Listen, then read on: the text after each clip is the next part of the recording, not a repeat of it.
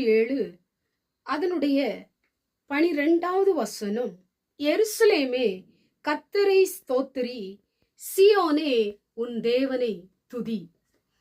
இந்த வார்த்தை கேட்டுக்கொண்டிருக்கிற எனக்கு அன்பான தேவ பிள்ளைகளே, உங்க வாழ்க்கையிலே அற்புதங்கள் நடக்க வேண்டுமானால், அதிசயங்கள் நடக்க வேண்டுமானால், வழிகள் திறக்க வேண்டுமானால், காரியங்கள் நடக்க வேண்டுமானால் நீங்கள் துதிக்கிறவர்களாய் இருக்க வேண்டும். நீங்கள் தேவனை துதிக்கும் பொழுது, குடும்பமாய் துதிக்கும் பொழுது, சபையிலே சென்று தேவனை துதிக்கும் பொழுது, உங்க கூடாரத்திலே தேவனை நீங்கள் துதிக்கும் பொழுது, தேவன் உங்களுக்கு பெரிய காரியங்களை செய்கிற தகப்பனாய் இருக்கிறார். நீங்கள் எதிர்பார்த்திராத நன்மைகளை அவர் துதியினாலே உங்களுக்கு கொடுக்கிற தகப்பனாய் இருக்கிறார். துதி ஒரு பெரிய ஆயுதம். அதை கையில எடுத்துக்கொள்ளும் பொழுது, அதை நீங்கள் துதித்து துதித்து தேவனை மகிமைப்படுத்தும் பொழுது, உங்களுடைய கூடாரத்தில் இருக்கிற அந்தகார வல்லமைகளையும், உங்களுடைய வாழ்க்கையிலே போராடி கொண்டிருக்கிற சகல பிரச்சனையின் ஆவிகளையும், உங்களை முடங்க வைக்க நினைக்கிற சில கிரியைகளையும் அது அழித்து உங்களுக்கு ஜெயத்தையும் வல்லமையும் கொடுக்கிறதாய் காணப்படுகிறது. துதி என்ன செய்கிறது என்று சொல்லி அதுக்கு கீழே உள்ள வசனங்கள் சொல்லப்பட்டிருக்கிறது. நாம் துதிக்கும் பொழுது அவர் வாசல்களின் தாழ்பாள்களை பலப்படுத்துகிற தகப்பனா இருக்கிறார். நீங்க துதிக்கும் பொழுது உங்க பிள்ளைகளை அவர் ஆசீர்வதிக்கிற தகப்பனா இருக்கிறார்.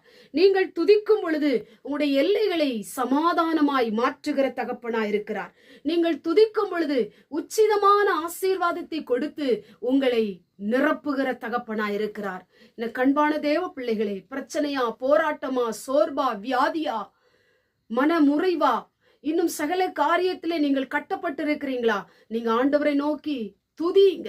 தேவனை துதிக்க துதிக்க அற்புதம் நடக்கும். அன்றைக்கு பவுலும் சீலாவும் துதித்த பொழுது ஆண்டவர் பெரிய காரியங்களை செய்தார். துதி ஒரு பெரிய ஆயுதம். அனுதினமும் துதிங்க. உங்க வீடா இருந்தாலும், உங்களுடைய தனிப்பட்ட வாழ்க்கையா இருந்தாலும் ஆண்டவரை துதித்து பாடி கர்த்தரை ஆராதிங்க. ஆண்டவரை மகிமைப்படுத்துங்க, ஆண்டவரை உயர்த்துங்க. பிரச்சனை எல்லாம் மறைந்து போகும், வழிகள் எல்லாம் திறக்கும், அற்புதம் நடக்கும். ஒரு வழியாய் வருகிறவன் 7 வழியாய் ஓடி போகும்படி கர்த்தர் அற்புதம் செய்வார். கண்களை மூடி ஜெபம் பண்ணுவோம். எங்கள் பரிசுத்தமுள்ள நல்ல பிதாவே, கேட்டதான வசனத்தின் மூலமாய் ஆண்டவரே, துதித்தால் ஆண்டவர் என்ன நடக்கும் என்று வேதத்திலே நாங்கள் வாசித்தது போல உம்முடைய பிள்ளைகள் துதிக்கும் பொழுது அற்புதங்களை பெற்றுக்கொள்ள, அதிசயங்களை காண, தடைகள் உடைக்கப்பட, வழிகள் திறக்கப்பட உதவி செய்யும். இயேசுவின் மூலம் செபிக்கிறோம் பிதாவே, ஆமென்.